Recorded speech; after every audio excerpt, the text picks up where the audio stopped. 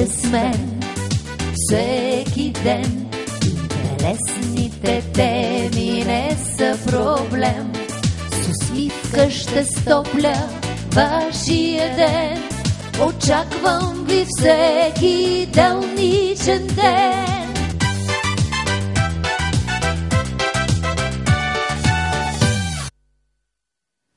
Здравейте, аз съм Роси Русева. Както всеки делничен ден, отново сме заедно.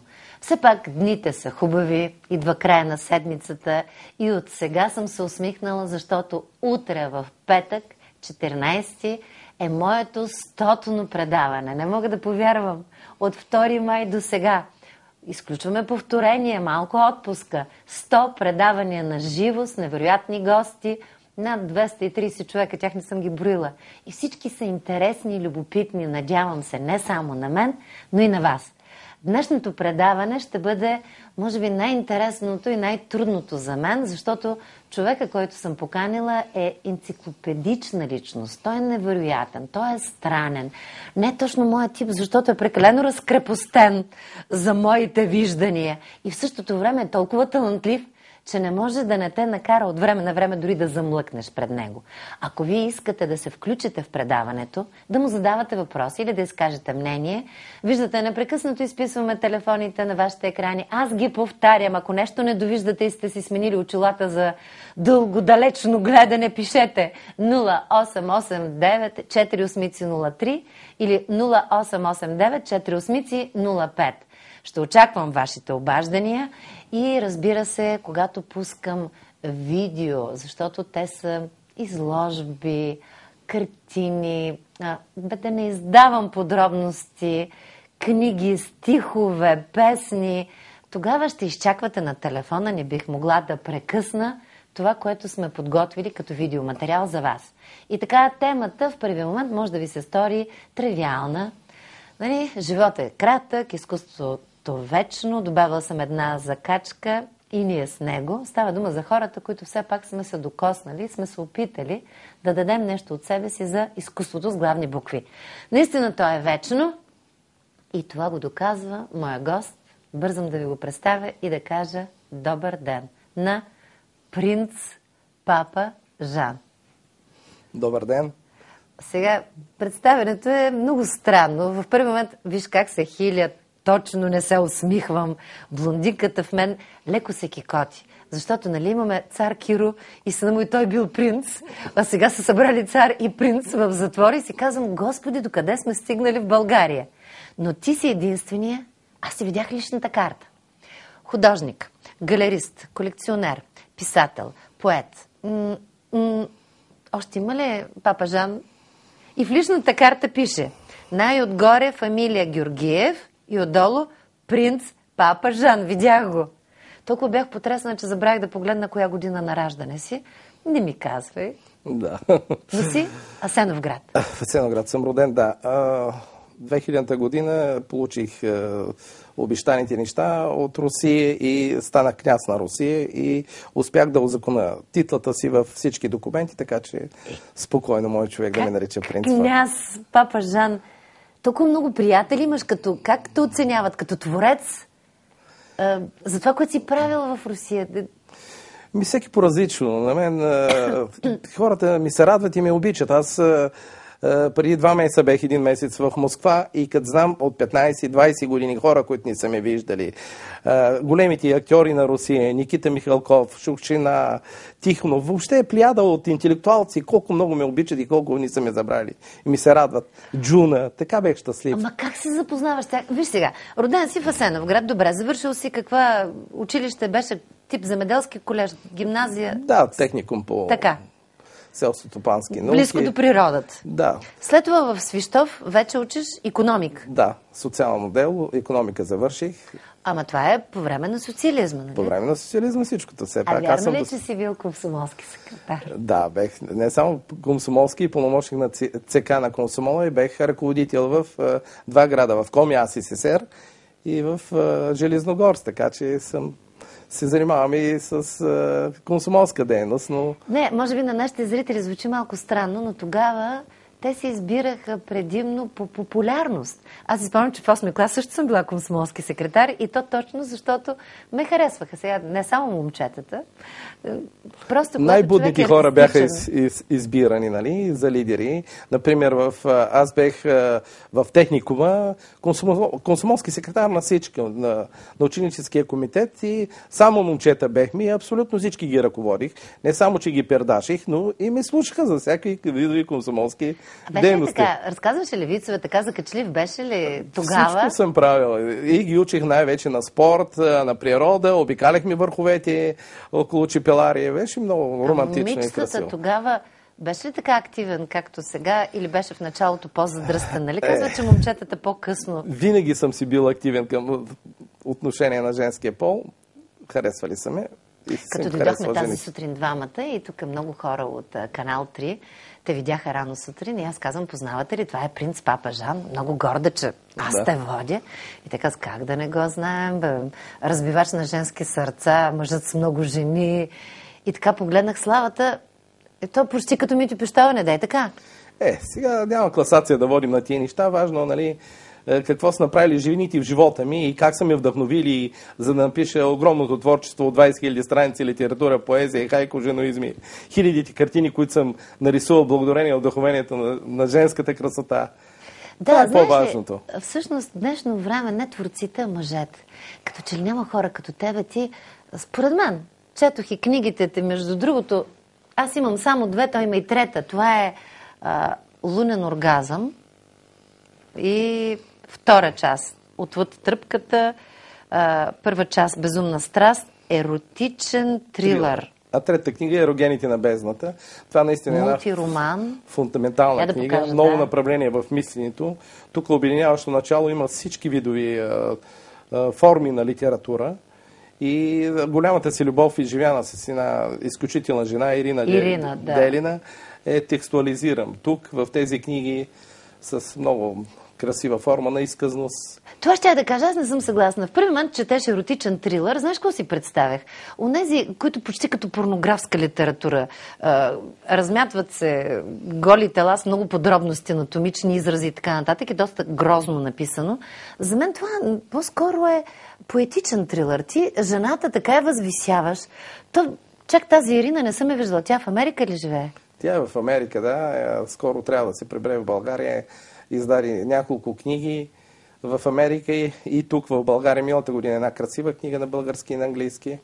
Една изключителна жена, фундаментален. Колко години я познаваш? 30 години вече я познавам. Не може 30 години така да се обича една жена. Тя е вечната любов. Папа Жан, ти си болен. Винаги ще болен обичам. От любов. Да, това ме е накарало да извая всичко най-красиво и да напиша най-красивите си неща, които съм измислил в живота си. Благодарение на тази любов. Аз съм водеща, чела съм ги, приятелка съм ти и не би трябвало, то ще прозвучи като реклама. Разтърси ме. Разтърси ме като изказ. Не става дума за любов сред блата. Не става дума за там за невероятната метафора. Даже сега седя и си казвам, той си е малко луд. Той е такъв ексцентрист. Дали наистина някога не го е направил? За кравата, която си убил, изкормил, свил си се вътре в нея като ембрион, засмукал си палец и се върнал към началото на сътворението на света. Като метафора го разбирам. Да, като метафора и така. Нали никога не ти се е случило? Не случи ми се това, защото аз, като замина за Америка, много страдах и това беше единственото спасение да се върна към отровата. Майчената отрова нямаше по какъв друг начин и го направих, за да оцелее. Физически и духовно. Да отново да започна живота, иначе бех полудял от мъка и това беше единствената лудост, която можех да направя, да излезе тази мъка. Там на кръв, в полето и влезах си в ембриона, в кравата, в търбуха и чисто гол, засмухах си пръста и почувствах се новородено дете. Ексцентрично, много налудничево, но все пак това беше моето спасение. И това е формата, за която стоя тук пред вас, иначе щях да съм мъртъв. Във връзка с книгите искам да ти кажа, аз си спомням студентските години, когато за първ път четохме Маркес. Сега няма начин, 100 години самота. Сещаш се за онази невероятна сексуална сцена, която беше шокираща за моята възраст. И въпреки всичко, никой не е казал, че той е еротичен писател. Той е класик. За мен ти си класик. И даже ако ги преиздаваш би трябвало да се пише класика с оттенъци еротични, примерно. Благодаря ти за тези книги. Чакам третата да ми подариш. И все пак зрителите може би не са наясно. Човек, който в Христовата си възраст изведнъж започва да рисува. Това също не ми е ясно. Как изведнъж ставаш на 33 години, в книгите ти го пише, но събуждаш се, вземаш четка и започваш да рисуваш. То дълъг период, много години. Нали? Натрупване. Всяко дете започва да рисува, но усъвършенствено за голям художник да станеш, трябва просто дълъг опит, натрупване. Аз съм обикалял галерии, музеи, световни, учил съм се, правил съм скици, с дърворизба съм се занимавал. А ти като човек имаш натрупванията? Натрупванията, да. Колко годишен отиде в Русия? Съвсем така... Млад, на 27-8 години вече бех в Русия и можех да се докосна до руското голямо изкуство. Чакай да покажа аз едни снимки. Само, че тук не си на 20 и няколко. Тук това е последното ми пътуване сега в Москва. Да. Това е папа Жан. Нека да го погледнем. Аз само няколко снимки ще покажа. Да, пред мавзолея на вожда Ленин. А тук, където стреляш, това пак е Москва. Това е Москва на Червения площад, да. Сега, това е в кабинета на Джуна. И портрет е на сина й? Да, Вахло, който лека му пръс, замина се от този свят 2000-та година. Жуна още много страда, преживява, но Жуна измисли нови техники на лечение, медитация и аз трябваше да участвам в едни нейни проекти съвместно. Нали? Все пак аз съм академик в нейната академия, дълго време сме работили заедно. Тя, благодарение на мен, ще иска да посети България. Но така стана, че просто трябваше да замина спешно за България и не можах да участвам в тези проекти, но участвах 2 вечери с нея в тези общи нови упражнения, които тя е сътворила и които беха излъчени по няколко руски телевизии. Папа Жан, чакай сега, ти си отиваш едно българче от Асеновград. Та завършвал в Свищов, дори не в София, извинявай, нищо лошо не искам да кажа в уния години. И изведнъж се запознаваш с такива личности. Как е възможно в рамките на един нормален живот? Или, както сме се запозна и с Жоро, ти просто се усмихваш навсякъде и ако някой си го харесаш, го печелиш. Как? Всичко е карма, всичко е усет към живота. Аз, например, когато попаднах на Световния кинофестивал в Сочи, имах възможността да мина с Лидия Шукшина, тяхната изключителна актриса по пътеката на славата. Там бех с Никита Михалков, с Алек Янковски. Ама и си говориш с Никита Михалков? Абсолютно говори, бех фитнес. 13 дена сме били заедно един до друг. Вечерали сме заедно. Той е един затворен комплекс, в който могат само избраните да ми допускат. Джак Никълсън. Въобще всички световни звезди беха около мен. Имам снимки, имам си с тяхните отношения. И сега да и се обада, всички са ми приятели, то големи приятели, защото аз там бех наистина на една голяма почет. Папа Жан, българския Пикасо, във вестник Сиводня, навсякъде излезаха. Българския Пикасо, точно. Излезе, аз правих големи изложби в Русия, много мои нарисувах тяхните всички класици, нали, Висоцки, Пушкин, Филип Киркоров, направил съм портрети на Шаляпин, въобще плеяда от руски интелектуалци и хората ме познават с радост ми са Виж, така аз след радват. малко ще пусна, както ти дойдохме на гости, заснехме една част от ателието, от едно мъничко къщи от твоя живот, но все пак искам да те попитам, вярно ли е, че ти си човека, който е нарисувал за един период най-много картини, просто едва ли не си влезнал и в Гинес пък за най-продаван за една нощ преди години във Варна ли беше? Си продал 200 картини, да, продадах на за една вечер. За една вечер 200 картини, световен рекорд, няма човек художник. Чакай момент, да не си ги продавал по 2 лева и не по 2 лева. И аз щях да си ги купя и 200. За половин милион долара беше сделката, повече от 1500 там колко се пада. На картина. 200 картини? Да, 200 картини наведнъж. И след сгромолясване на пирамидата, тези картини беха арестувани в полицията и най-дълго арестуваните картини в света. Вече 15 или колко, 94-та, колко години стоят арестувани. А ти сигурен ли си, че стоят арестувани? Те са разграбени, естествено, че са разграбени, защото аз не седа моите, аз имам повече от 100 страни картини в света, не седа движението. Някой път отида в Париж или някъде и гледам моя картина. Странен е живота на картините. Те просто си пътуват по света, обикалят говорят за тебе. Да, в посолства. Много картини ще покажем в това мъничко филмче. Между другото, ти си ми донесъл тук една невероятна картина, която още като влезнахме, като че ли просто И мен ме грабна интересно, че и Жоро, който е по-различен от мен, по друг начин духовно приема нещата, той също каза, това е една мечта. Сега гледам и се чудя. Обясняват ми твои приятели, Руми, един невероятен журналист, твой редактор, като казва енергиен лизизъм. Предполагам, моите зрители, фенове сега и от Силистра, и от Русе, като мен също умно ще погледнат във връзка с енергийния лизизъм. Енергетичен лизизъм, това е моята теория. Да, 94-та открих една нова теория за живописта и за живота въобще. Енергетичен лизизъм, това е стила за всеобщо разлагане на енергиите. Всъщност този стил тази година от немската телевизия откриха духовни учители и направиха голям филм за създаването на този филм. Те първа почва да се изучава... Знам, в България не са ти направили филм, но в Германия те уважават повече. В световните университети. Този стил ти първа предстои, все пак на 100 години се открива нов стил живописта. На мен се падна честа в броенето след Салвадор Дали да открие нов стил живописта. И се радвам вече на успехи. Философската му теория в първа книга Галерия Папа Жан съм е развил. И сега вече по интернет и в сайта ми Папа Жан Инфо, човек може да се запознае с филма, с теориите ми, с всичко, което желая да разгледа галериите ми, картините ми, книгите ми. Така че просто нещата си тръгват от само себе си. Чаках 15 години. Знаете, човек не е пророк собствената си родина, така че почват вече от целия свят хората да се интересуват от този нов стил. Вижте, избързам да покажем нашето гостуване при теб, защото и аз за първи път, като те видях, човек си казва, как беше шопски израз? То няма такова животно.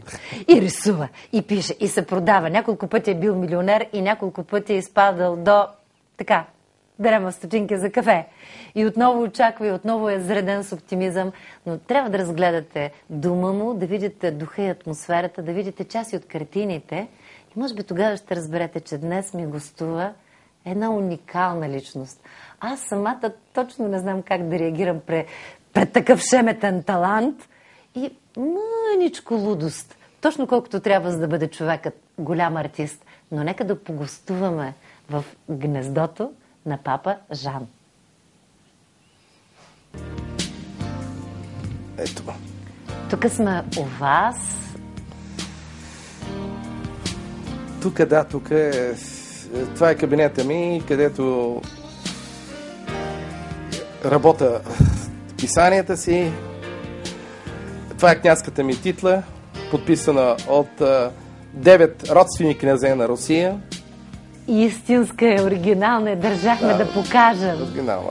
Аз съм единственият българ награден с орден Нов елит на Русия. Да, дори имам... Русия просто ме признава и ми е дала това, което заслужава, може би. Ти май пак се канеш да отидеш за малко. Душата не те свърта тук в България. Това е Ванга, една картина, която в гостуването ми в Париж и в Прага, в музея на изкуствата, Клифър, това е председател на Европейската уния на художниците, се произнесе, че това е една уникална картина, която света трябва да види. Но както е Ванга, горе беше Ирина, доколкото знам. Да, Ирина и аз съм в главата й, да. А това е... Това е... като сюжет, част от... Твоята любов към жените. Да, еротична нагласа. Все пак това е леглото, на което така нареченото типихчи. Аз почивам и се радвам. Аз забравих да видя. Точно там под тези картини ти е леглото. Вярно ли, че дървен нар? Дървен нар, да, с големи талпи, с 32 сантиметрови перони. И там спиш? Да, там спа, естествено. Стига, да не ти ли убива? Не, много ме е радост. А това си ти на колко години? Това съм аз само на 18 години. И ти като Дан Колов и аз се виж. Аз винаги съм се занимавал с спорт. Папа Жан, и моето тяло. Миналата година успях да 52 см мускул на ръката да постигна с много тренировки. Искаш да кажеш, че ти си мускулес, не си само така качил някой килограм. Тук малко поезия рецитирам в другата стая. Това е една картина, която също ще остане в световната история.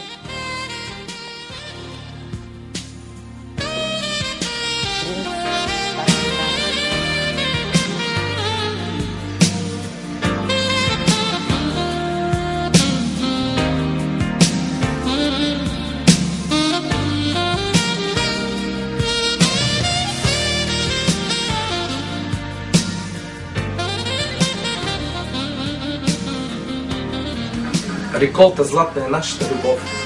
Удавихме се с възстрастна пяна и срещнахме се с палмата на Бог. Сърцата ни обречени на странство, потънаха странни светове и пак към недопитото шампанско отново връщаха ни нежни весове. Останахме шампанско недопито, преминахме световен и духовен път, погълнати от утро сиво, любов изправена на съд. И пак, по чудо оправдана, празнуваща победата жена, със страсти обвързахме се двама, но трайно бе до утро радостта са химери и поки Сатана познал по пътя си към доброволски цели. Загубил, печелил съм какво ли не постигах и открих, разбилах от желание сърца, изтръпвах болка от нозе, но победих. Галерия с ръст на Вавилон градих, звездите хващах в ръката, от себе си се отличих, но никога от красотата. Бях принц и дявол и човек, художник, скитник и несретник, и картина, и цветове. Аз съм човекът изложба и всеки израз на моето лице е други светове. Аз съм човекът четка, рисуван върху времето с плът и всеки образ е нови светове. Аз съм човекът пластика, любимите от моята плът творят идолът на своите мечти. Дете на сиви времена, дете на огледалната луна, в която образ екзотичен си съзрял и в него себе си не си познал. Заприличал ти е на златиста птица, на обречена на самота девица, на роза в сарафийска длан, човек велики сам, на плоча грамофон, на снежен блуз, в привкус на оргия любовен вкус, на фея и развратница в едно и орнамент от божествено легло, на авантюра с неизвестен край, на нежен цвят с печален май, на стих Бодлеров пепелта и феникс прероден в тъга.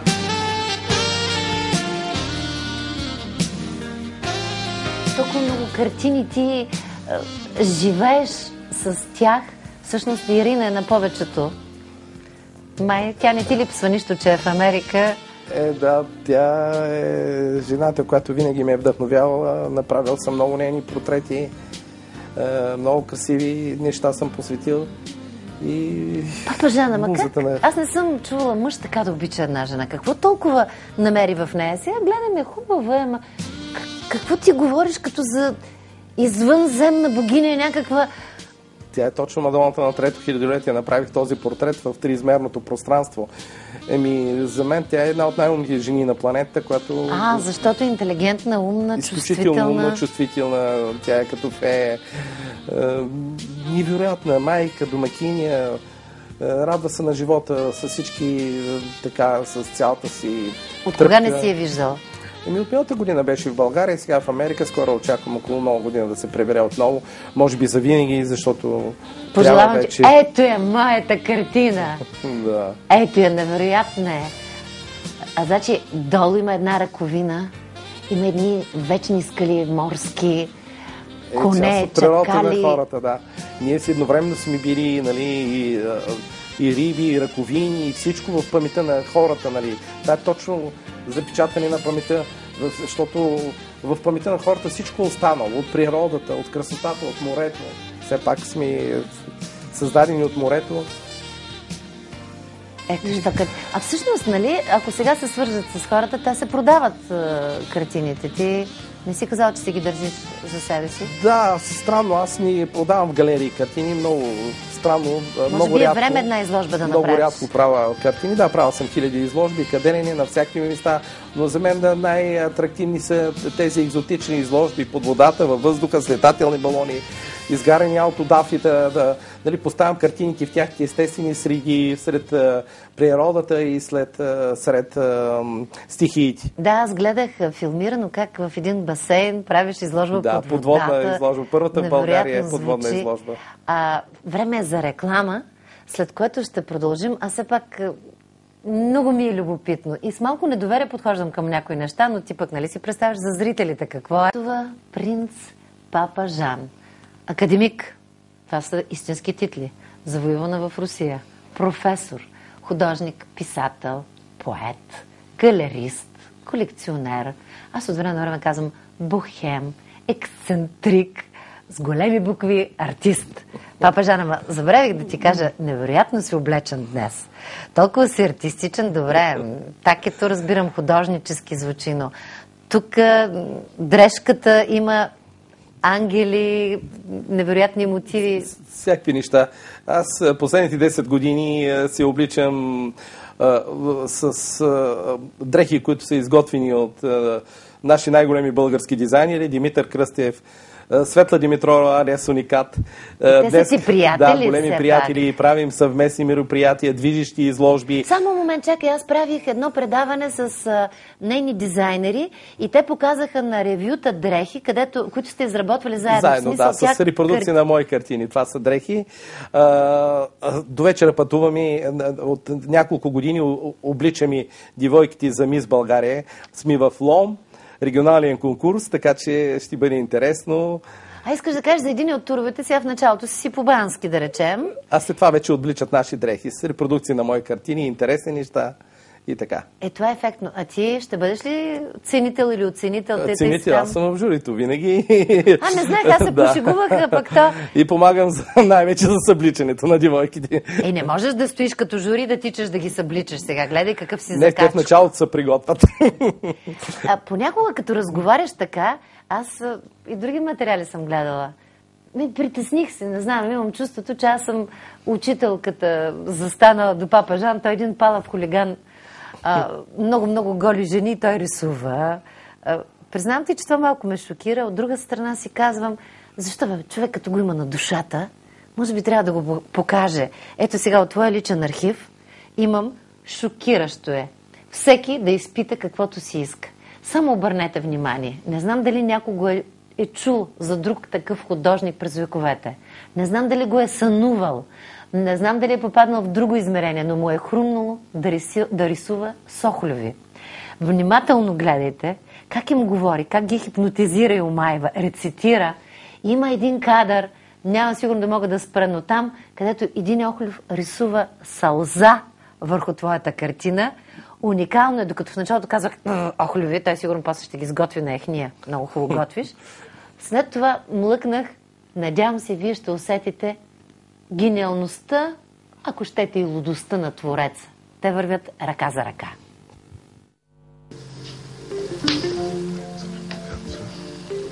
Велики магиосици на Вселената, вие, които създавате палитрата, цветолети на Вселената, разлагането на светлинния спектър, рисувайте, помагайте на великото изкуство.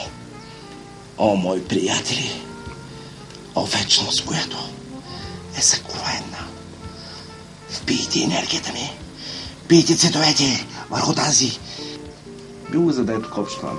Да, приятелю, ти си големия магиосник на изкуството. Ти, който сътворяваш. Ти си магиосника на цветовете. Аз съм бащата на цветовете. Ти си моя ученик. Всички мои ученици, работете дързо. Изграждайте с танца си, с танца и палитрата на вечността. О, магиосници, приятели, ученици мои, сътворете най-великата творба на човечеството с вашата слуз, с кръвта на Христос.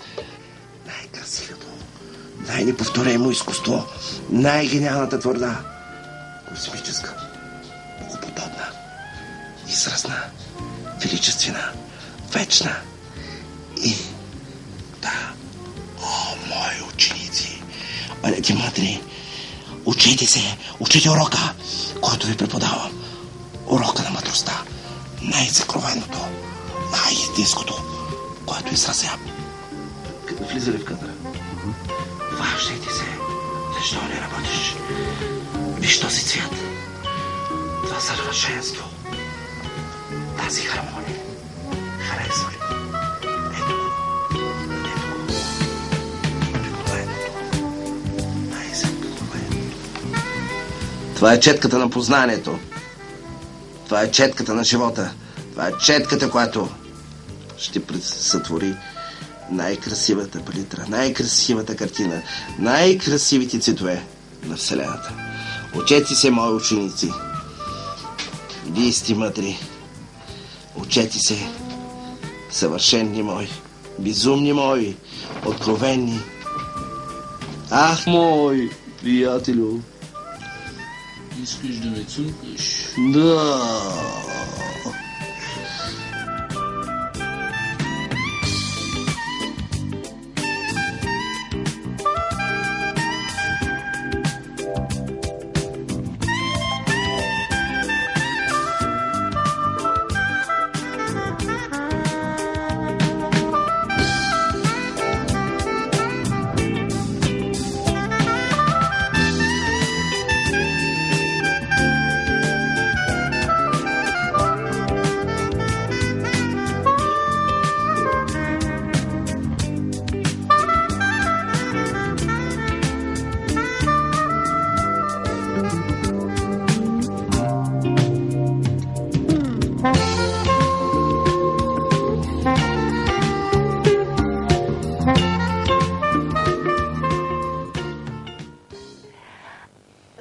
беше време, когато всеки се притеснява, че сколко ще ли да увеличат дизела, парното. То проблеми, сигурно ги е имало винаги. Ще убием ли животно, за да нахраним семейството си, са мислили първите хора. Но може би е необходима тая лудост. И какво стана с тия охлюви накрая? Сготви ли ги наистина? Ти много хубаво готвиш. Познах ги, нарисуваха няколко картини и ги поставях сред природата. Откъде ти хрумват такива неща, бе, папа Жан? Това е за първи път предаване, което се показва. Ти не си давал на никого тази? Да, аз имам много уникални... че ме харесваш, уникални неща, които съм снимал в моя живот. Изключителни, уникални, но сега ти първа ще приготвя един филм. Но част от нещата са поставени в сайта ми, Папа Жан Инфо, и там човек може да ги разгледа спокойно. Вярно ли е, че през живота си много пъти си обиран, всъщност ти не си разорял, защото те картините ти стоят. Ако не ги откраднат, няма как да останеш без пари, нали? Така или как? Няма как. Питам, наистина ли си бил милионер? Ме погледни в очите. Много пъти съм бил милионер. И то в... Колко най-много пари си имал? Знам, че в момента нямаш, затова мога да си позволя. Никой няма да дойде у вас, кажи. Пари да си купа самолет, 20 милиона. Как ми го казваш, като че не знам колко струва един самолет? Просто. Аз имах самолет в Русия. 20, но се разви 20 милиона долара съм имал. Най-много пари. Но колекция за десетки милиони, която ми откраднаха. Около 500 картини, икони, 30 кг злато, монети. Всичко, което съм губил. Целувката на Жулпаскин. Охраната. Винаги хората, които са били около мен, са ме грабили. Твоята лична охрана? Да. Целувката на Жулпаскин ми ограбиха в едно теле. Ахтирската икона. Огромно количество неща, които съм грабен. Просто това не е сега тема за разговор, защото все пак важното, че съм жив. Че надживях тези хора, които всички ме ограбваха и които останах след тях. Добре, случвало ти се не един-два пъти да останеш на нула? Да. Добре, не плачеш ли, не се ли тръжкаш? Аз, например, не се плача, защото имам творчество, имам ръце, имам картини, мога да нарисувам винаги картини, мога да почна от нулата, от гората. Аз оцелявам просто, аз съм добре, голия човек. Папа Жан, който рисува с охлюви, с голи жени. Къде се научи? Ти невероятно готвиш. Това е изкуство, извинявай, или генетично. Знам, че майка ти от Асеновград прави такива сърмички. Аз отивам на гости някой ден, ти си обещал да ме заведеш. Обязателно. Но ти откъде?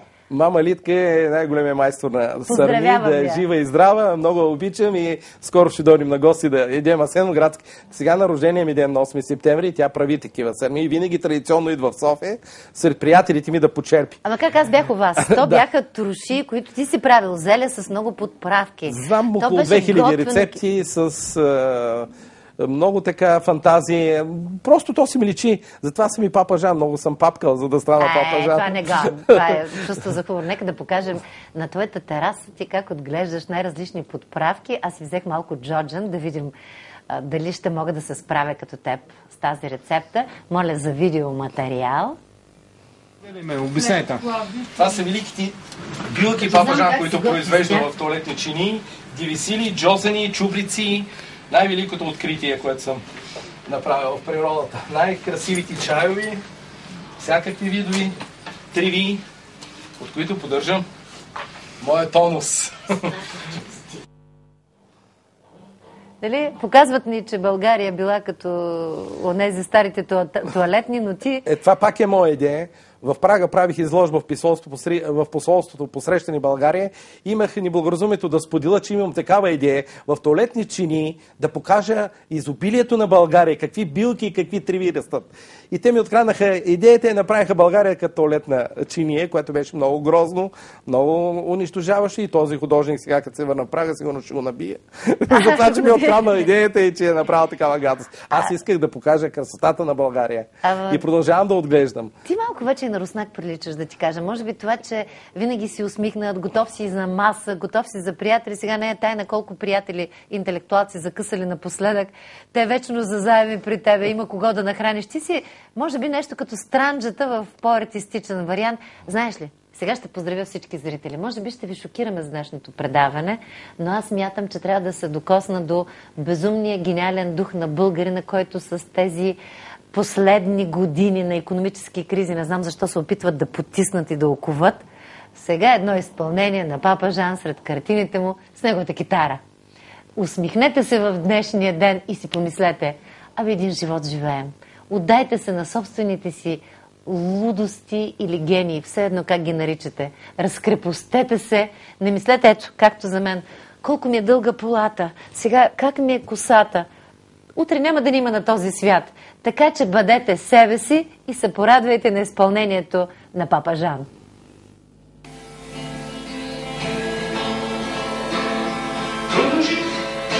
Когда меня не понимает безысходность мысли, терпи, надружить совсем не означает, что нельзя вторично полюбить. Надружить совсем не означает, что нельзя вторично полюбить. И сижу один я у окошка,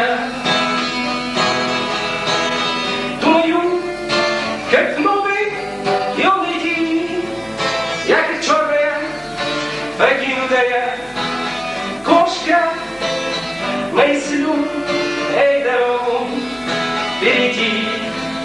Я как черная покинутая кошка, мыслю, эй, дорогу перейти.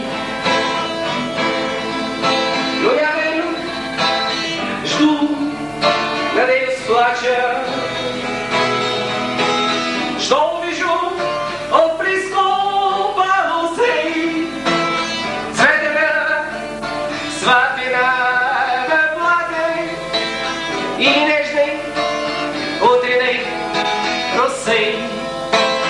Цветовая сватбина в платье и нежной утренней росы.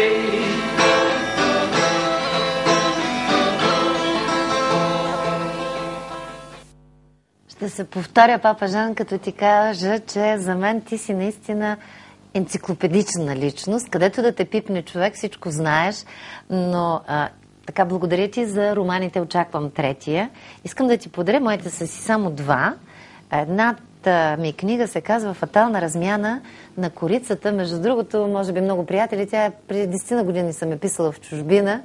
На корицата това е картина на един пловдивски художник Васил Стоев. И аз му благодаря, че ми подари, само сложи тези двете стрелки. Две близначки се разменят по света. Едната в Париж, другата в България. Ще я прочетеш. Абе, аз имам няколко сексуални сцени, ама те в сравнение с тебе са много срамежливи. Може би това отговаря. Тук ще ги дам, Добре. Написала съм ги. Срам ме да ти кажа какво съм написала, много е лично. А тази е втори шанс и мисля, че има нещо общо с тебе, защото тук има една смяна на душите. Песента ти нямаш, не си се сетил още. Всичко имаш охолюви, голи жени, но нямаш собствена песен към роман. Това е, музиката е написал Жоро, мъжа ми, текста е мой, и свирила съм я с саксофона, изпяла съм я, така че имаш и мен в своята колекция. Аз май съм единствената не гола жена. Нека хубаво да бъда и аз нещо по-различно. С идеята, може би, ще напиша трети роман. Искаш ли нещо заедно да направим? Там за корица, за... Няма проблем, винаги ще ти помогна. Ама не съм разкрепостена като теб, разбираш ли? Безкрайно ти благодаря. Безкрайно благодаря. Аз също искам да направя един малък жест към теб и Жоро. Подарявам ви тази скромна картина. И нека ти да ви сериозно носи... ли говориш? Да, подаряваме да ви носи много любов, много щастие. И никога не я продавайте, понеже оценена за 200 000 евро, над 200 000 може. Папа Жан, няма да те целувам пред хората да не... Омния винсит амор, любовта всичко побеждава. Любовта към приятелите и изкуството. Това е за мен. Служи пак така да ми стои като декор. Аз... Да. Чакай, имаме зрител на телефона. Нека той да се обади, че унемях. За пръв път Роси Русева не знае какво да каже. Ало, добър ден, чуваме ви. Добър ден. Да? От Силистра се обаждам. Здравейте. Искам да попитам Папа Жан с колко жени е правил секс. Така. Дали ще му е удобно да отговори в ефир, Папа Жан? Ти помниш ли всъщност? Те много мъже не помнят. Не, това не е толкова важно. Аз правя с много жени. Достатъчно много, за да... Това ми хареса. Господине, с много, достатъчно много. Задоволява ли ви отговора? Да, всъщност всеки е имал в своя живот моменти. Ти имал ли си пиянски моменти с руснаците? Хубава работа. Ти почти не пиеш, затова питам. Да, всичко съм Полека преживял. картината. Пази ми наследството! Всичко съм преживял в този живот. Това е за моите правнуци. Папа Жан, да не вземат да ме оберат. Аз имам една хубава картина, не дейте, моля ви се. Има много приятели фактически, но те не се дават. Има и нещо друго. Папа Жан не крие, че е бил с много жени, че е рисувал много, че е пропил или пропилял по приятели и приятелки парите си. Мислете и задайте въпросите на политиците, дето всички се правят на света вода не напита, а се оказва, че как всички с секретарките се изпожениха или... Всъщност, какво ти е отношението към политиката в България напоследък? Не се чувстваш много добре, виждам. Ужасно, просто нещата са толкова... Всичките ми приятели и интелектуалци в такава степен е трагедията, че нямам думи просто. Мога да кажа само с две думи да изразя неуважението си към хората, които ръководят държавата, и то ще бъде така. Издигат си скели и ковчези. Каква е разликата между тях сега? На две си нанася атомна ръка, което всичко иска да прегърни. Какво му трябва на човека още? Всемирен дом от плачещи съзвездие или пък малко хляб и глъчица вода на вечно искащата си душа, объркани, побъркани и унемени над строжата ми на този свят, надгонват се политици, фанатици, душите и да се преселят вечен свят. Но всичко занимава, ослепява, последна болка и сподавен стон за грешката, която днес ще стане, която утре няма кой да отчете. Но пак милиардите отчитат безогледно да населят с уран мъртвото небе. Къде си, гений, ти човешки разум? Къде се крие твоето дете? Ти на проповедник ми приличаш, но имаме зрител на телефона. Ало, здравейте, чуваме ви. Ало. Да? Ало? Много съм...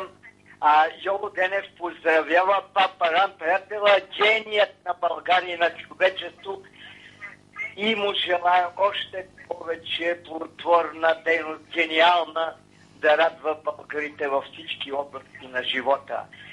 Радвам се, че го чух, видях и съм щастлив, този ден е щастлив миг, и нека да ми се обади Бог Танград да крие и го славя. Благодаря за хубавото обаждане. Ето телефона ми е, да запише телефона и да се обади. 0, 8, 7, 9, 4, 2, 2, 8, 7, 9. Сега ще ви прекъснем. Благодаря, ще се обадя. Те горе ще го запишат, ако искате още ваш картината ми, Папа Жан. Аз си дай на мен картината. Дай ми, нямам ти доверие вече, не може. Тя си е моя, аз я слагам ето тук, така, да ме топли. Какво сега? Водеща, артистка, накрая милионер. Какво да правиш? Тук приятели, там приятели. Да му мислят манекенките. Те после си взимат любовниците нещата, пък от приятелите се остават за цял живот. Да. Папа Жан, имам още от твоя личен архив. Нека да видят хората, малко да се потопят твоето творчество, защото все се надявам. Това не е мое мнение. Говори се навсякъде, особено по света. Чувам, че сега много са се качили търговете. Говореше се за Кристи, голямата аукционна къща. Много цени, високи, главозамайващи за произведение на изкуството. И казвате, че по време на криза, не съм го измислила, аз но вярвам, когато всичко е преходно, може би наистина сега трябва да се купуват творби като твоята, защото това е влагане на пари. Ето виж, говори се да не ми се сърдят приятелите банкери. В банките сигурност няма. Борсата много е зле. Може би трябва картини да купуваме на доказани автори. Това е най-голямата инвестиция. Нали? Световна, която винаги цената се дига. Аз стигнах до 200-300 хиляди, 1 милион евро ще стигна картините ми. И който има мои картини, просто знае, че има огромна инвестиция. Виж те сега, продължават да се дигат. Нека да ги видят, да купуват. Не искам процент. Покани ме пак и ме сготви, защото аз много рядко харесвам, но твоето гостоприемство е най-голямата награда за моето семейство. Няма проблем. Творчеството на Папа Жан отново.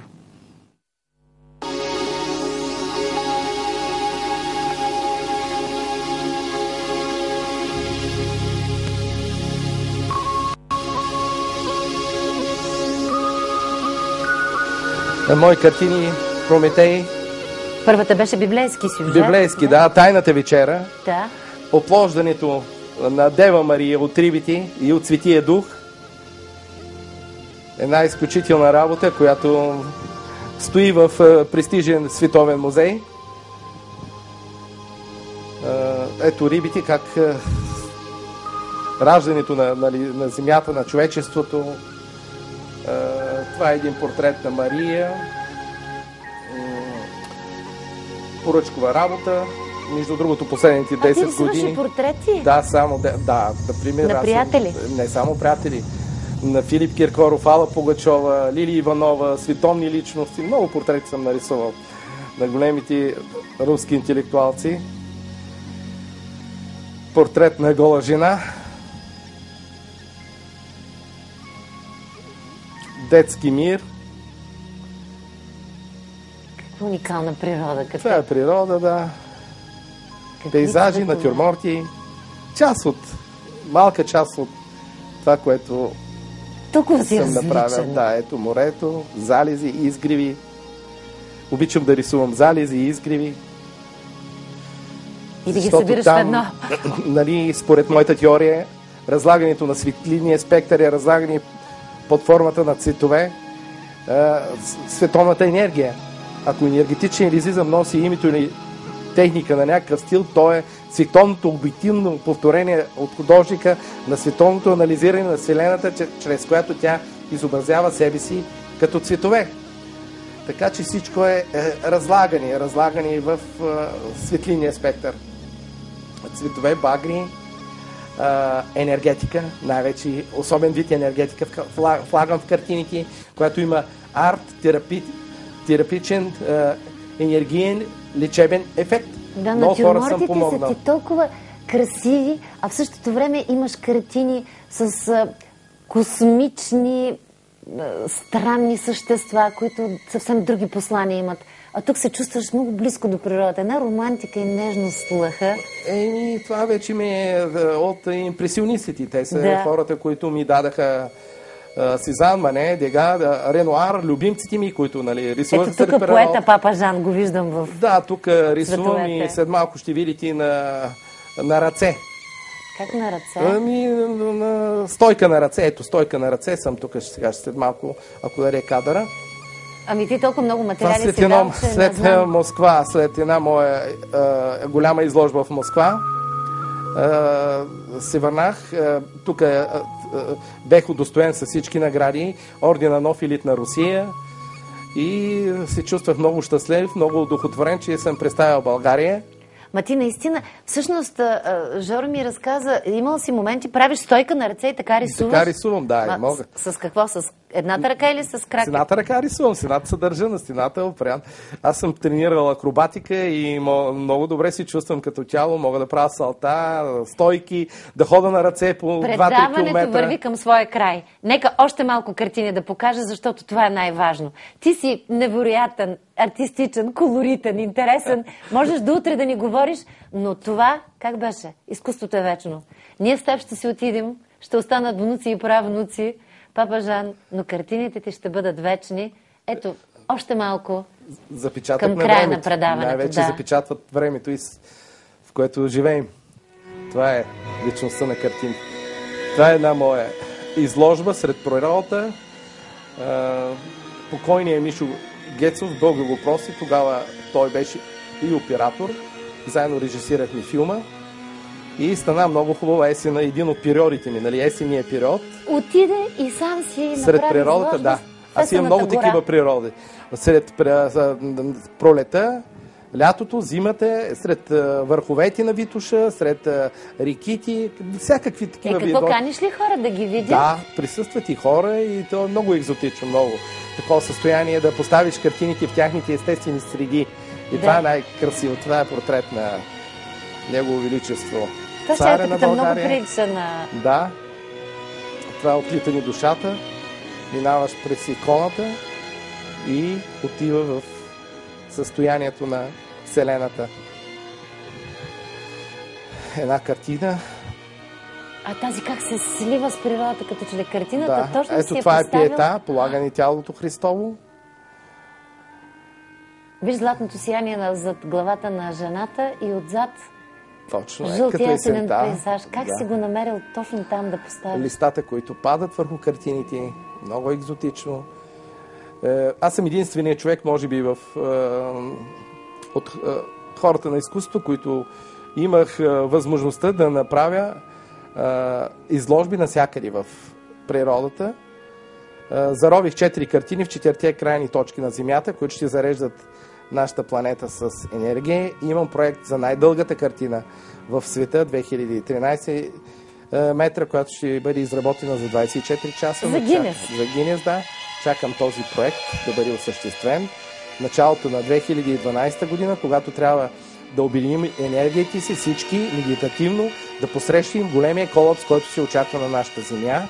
Кога това? По нова година ли трябва да е? Според календара на майите, един мой професор, приятел, откри календара на майите и ние, хората на изкуството, трябва по всякакъв начин да умерим енергиите, за да можем да предпазим това унищожително завъртване на нашата Земя спрямо планетите и да може да оцелее човечеството, да оцелее планетите. И ти отново като проповедник казваш, ако обединим любовта си, ще спасим планетата или... Точно така и сега съм поканен на доста лекции в света от духовни общества, които изучават теориите ми, които изучават моя стил живописта, да изнасям лекции във връзка с тези големи катаклизми, които ни очакват и ако бъдем безразлични ние хората, човечеството може би ще се промени. Затова всички моля да бъдем обединени към доброто и красотата, за да променим света. Колкото повече добро има, толкова повече и Вселената ще бъде по-добра.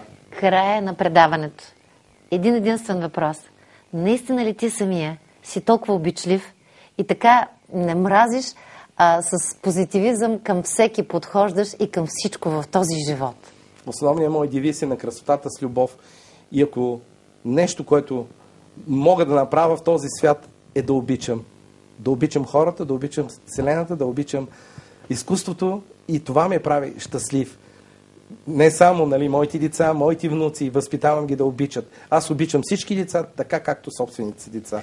Това беше за днес, това беше за моето предаване и тези думи на папа Жан, може би, трябва днес поне да ни послужат като девиз, защото ако обичаме, ако сме отворени с усмивка и любов, може би това и ще получаваме. Нали знаете, каквото дадеш, това ще ти се върне. Очаквайте ме отново утре в 9:15. Утре е моето 100-но предаване. Звучи като че ли съм на 100 години, страшно е. Само за 5 месеца станаха 100 предавания. Не пропускайте, защото ще ми гостуват 2 приятелки, прекрасни дами и великолепни певици, вокалните изпълнителки Роси Кирилова и Джина Иванова. Всички ги познавате. Джина от Трамвай номер 5, сега вече се изявява сама. А Роси Кирилова, аз мога само да кажа, че за мен е гордост, че съм нейна приятелка. Ще ми представят най-новата си песен, дует. Там автор е Роси. Много интересен клипа. Ще им се радваме, но и често ще си казваме: ох, браво на Роси, 100 предавания направи, какво да си пожелае. Поне 1100 да отпразнувам пред вас. Това беше довиждане. Гледайте и повторенията през нощта. Аз съм Роси Русева и наистина ви обичам.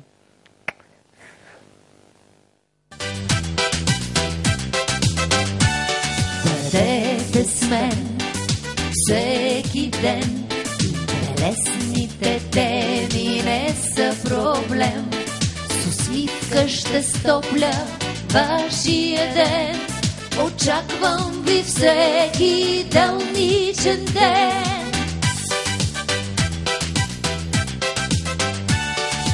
Бъдете с мен всеки ден. Интересните теми не са проблем. С усмивка ще стопля вашия ден. Очаквам ви всеки делничен ден.